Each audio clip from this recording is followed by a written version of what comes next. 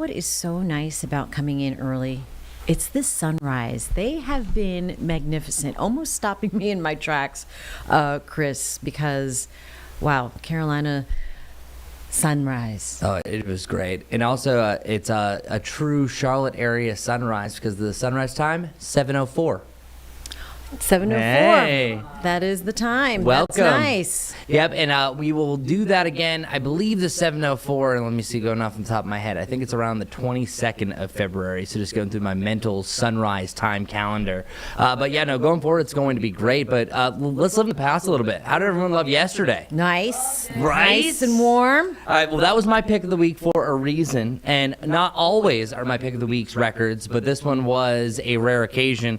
I truthfully had 77. I said that we were going to be as close as you can come to a record, but no, we exceeded expectations. Actually, oddly, when we hit 79 on Friday I called for 77 on Sunday, so we've been like within 2 degrees each time.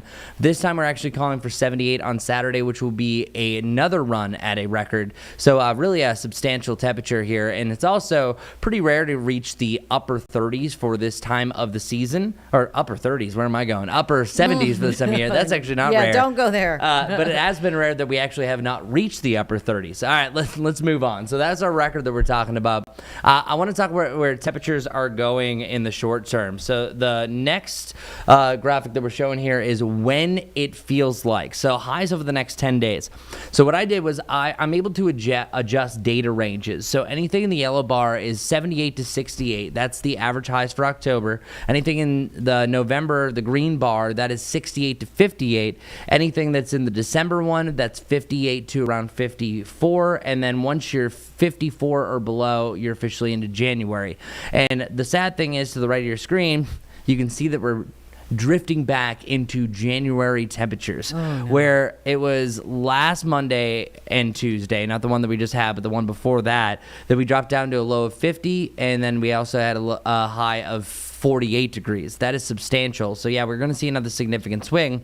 So realistically, over the next 10 days, we go from feeling like October 1st to feeling more like the middle of January. So that is absolutely substantial. But check out our lows. Of course, if our highs are getting a little bit chillier, so are our lows.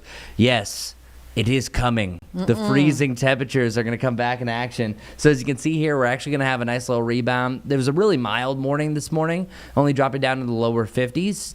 Tomorrow we'll be in the mid 50s, and then even starting off in the lower 60s, where truly it's a good chance that actually whatever the temperature is around midnight on Saturday might be the low temperature for the day, because it does look like we're dropping down to the lower 50s on Sunday morning, and then eventually from a struggle trying to hold those temperatures up, we eventually see a return of those freezing temperatures, which actually, believe it or not, November typically averages, and that's for about 147 years of record keeping, about 5 to 6 freezing temperatures during the month of November. We've only had 2, and we're going to end the month with 2. So that actually brings us a little bit closer to the normal, so nothing really too crazy overall. But yeah, 30 and 32 after waking up in the 50s and 60s.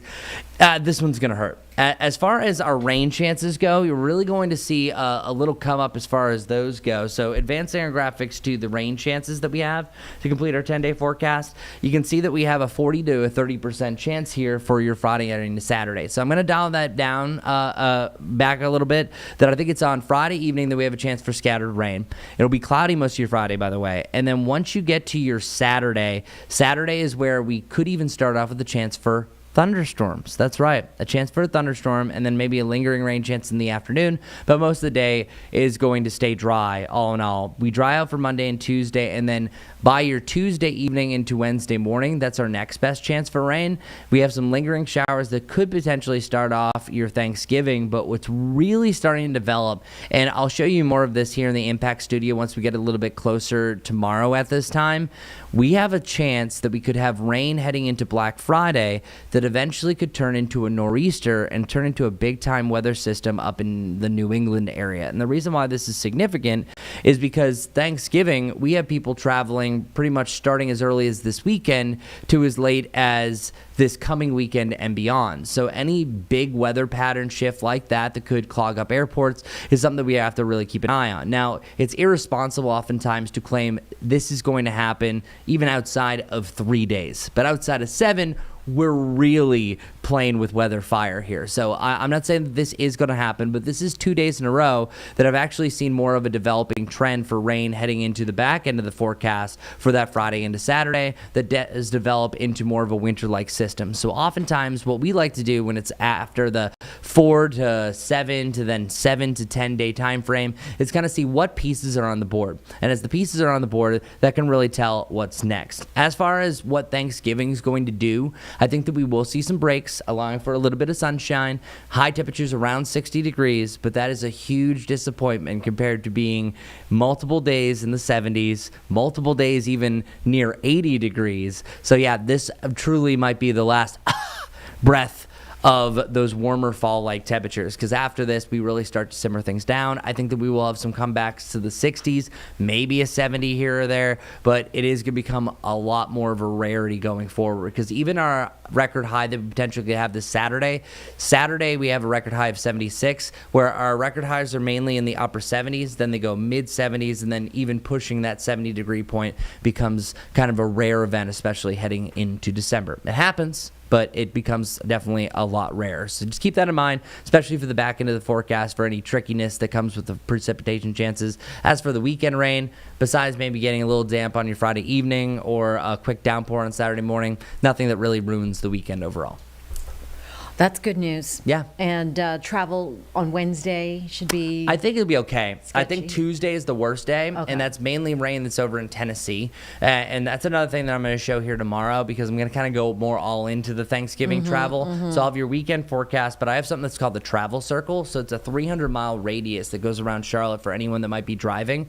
And that is showing right now mainly widespread rain over in the Tennessee, Kentucky area for much of your Tuesday. So coming from that, it's an inconvenience. And that means Tuesday evening is kind of a problem once it gets within 300 miles of Charlotte. And then by Wednesday afternoon, you're fine. So Wednesday is actually looking to be one of the better travel days, or if anyone is heading to grandma's house or the uncle's house over the weekend, Sunday and Monday look to be perfect travel days around the area. So. All right. That's good. Maybe a head start on your travel week. Why not? I'm going to Mount Holly, so I'm not going far. Yeah. I'll be back and forth to and from the studio in Charlotte. Oh, yeah. Okay. Yeah. So that's even shorter distance. Yeah, you know. All right. Thank you, Chris. Yeah, of course.